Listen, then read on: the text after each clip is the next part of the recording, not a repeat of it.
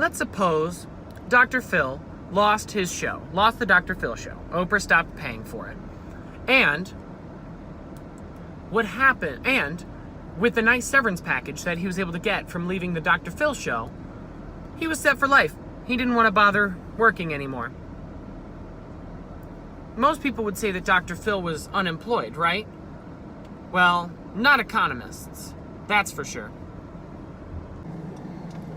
There's a lot that has to go into the consideration of things being considered for unemployment, which kind of makes sense if you think about it, right? You can't just say that everybody who doesn't work is unemployed, because what about people who don't want to work? Would you necessarily put them in the unemployment? That's not necessarily fair to use unemployment as an economic indicator, which, as you'll remember from the video, is done. Unemployment is one of the 3 economic indicators. So, who exactly do we consider to be employed? Let's look at the chart. So you start off with the total population, then you break that down into the institutionalized and the civilian workers. The civilian workers are going to be your people who are in the labor force, but those who are not going to be in the labor force are going to be your discouraged workers, military, homemakers, students, retired, and under 16-year-olds. Now, the labor force is going to consist of those other people. Now, between that, you'll have your employed and your unemployed. Your unemployed being those people who match the following conditions. They're not working, they're able to work, and they're looking for work Unemployment actively. is usually a good indicator of how easy it is to find a job in the current market, which is usually a pretty good indicator of how well the market is doing, right? If unemployment is around 4%, which is considered full employment. Yes, you heard me correctly. 4 to 6% in the U.S. economy is considered full unemployment. That's due to a couple of factors that we'll talk about later. However, if the economy is at full unemployment, and as employers like to joke, all you have to do is pass a breathing test, that is, be able to breathe, in order to get a job, because they're so abundant and there are so many. However, when you get to high unemployment, which can be anywhere from anything above that 6% really, but for the purposes of this video, we're going to say 10%. 10% unemployment, where it gets to a point where even highly qualified applicants still can't get jobs because there simply aren't enough in the market. Remember what we talked about in the first video of this unit about how labor is on a market as well. It's on the factor market. When there's not enough demand for the product, then it's oversupplied. There's an oversupply and you have a surplus. And it's exactly like the supply and demand charts that we talked about in the last video. Like we talked about in the supply and demand videos. That's it. Supply and demand was in the supply and demand videos. Mr. Clifford definitely puts more time into planning his script than I do. If we compare unemployment to our other measures of economic success, such as GDP, since I think that's the only one we've covered so far, you see very quickly the inverse relationship between increase in GDP and fall in unemployment, where basically when the GDP is rising, your unemployment is falling, showing that that fall in unemployment is actually inverse with economic success. Now, there are 3 types of unemployment that you have to consider. Now, it's these that create the unemployment rate. The first 2 are fairly simple. You have frictional unemployment, which is any sort of unemployment that's due to being in between jobs. That would be anything from a college student who just entered the labor market and is looking for a job, to someone who voluntarily quit their job without necessarily having one in the works to replace it with, and is now looking for a new job. These are usually not people who were forced out of a job. They're people who voluntarily are in between jobs. Compare this with structural workers. who lose their jobs not by their own choice, but because there's no longer a need for them to do that work.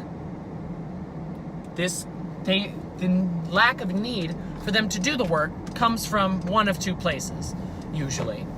It either comes, and most commonly comes, from the advancement in technology. For example, with Amazon's new stores, where they no longer need cashiers to check people out, those cashiers who were working in stores, who are now going to be replaced by robots, would be suffering from structural unemployment. The other type of structural unemployment is geographical relocation, which basically comes from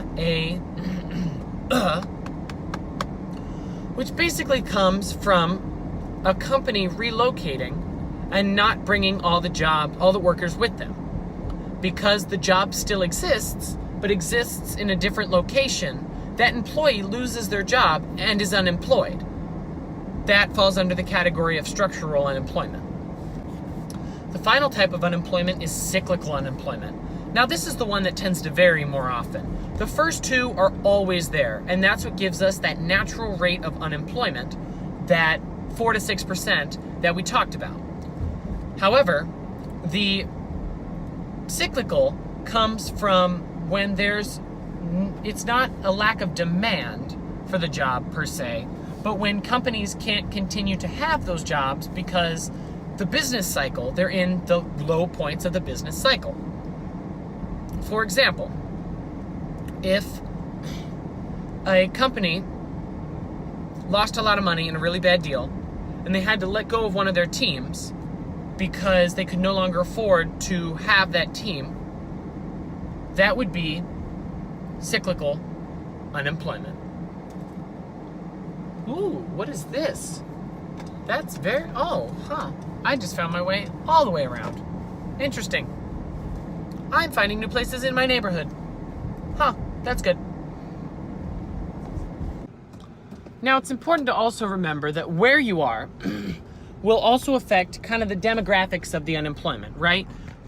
Highly experienced workers are much less likely to be laid off or lose their jobs than not quite so experienced workers. However, you have to consider the fact that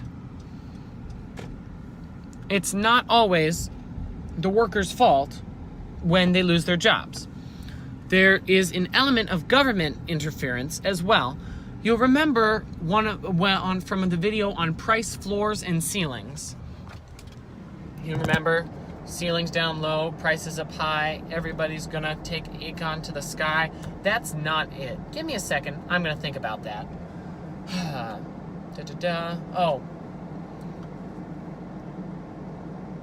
Floors up high, ceiling down low, that's the way the econ chant goes. I'm going to learn that. I'm going to do a video on that. I like that. I'm having a great idea day. Remember, ideas come from anywhere and everywhere, and there are so many bicyclists out today. I don't know what they think they're doing, but they're making this extremely difficult. Anyway, price floors, yes. Minimum wage was our most common example of a price floor, yes. And when the government raises minimum wage, which I think they might have actually done today, I was reading an article about that, about how Amazon raising its minimum wage caused it to reduce the benefits that it was giving its workers. However, no, not however, anyways, that's the word. Anyways, higher minimum wage will cause that surplus because the demand for workers is going to be much lower than the supply. Remember, labor is a factor. Factors work on supply and demand the same way products do. So, that surplus of workers increases unemployment. However, I think most people would agree allowing the market to use equilibrium to dictate fair wages probably wouldn't work because of the high cost of living, especially in multiple cities across the US and the world. So that's pretty much all I got for unemployment. I think I mentioned there is a great equation for this unit where you're going to want to remember that the natural rate of unemployment, which is frictional plus structural, so that's natural rate. The natural rate of unemployment plus cyclical, which is the big varying one, equals the actual rate of unemployment. Now, natural rate tends to be dictated by the government, depending on how the government feels the current rate is. But that's kind of what you need to remember.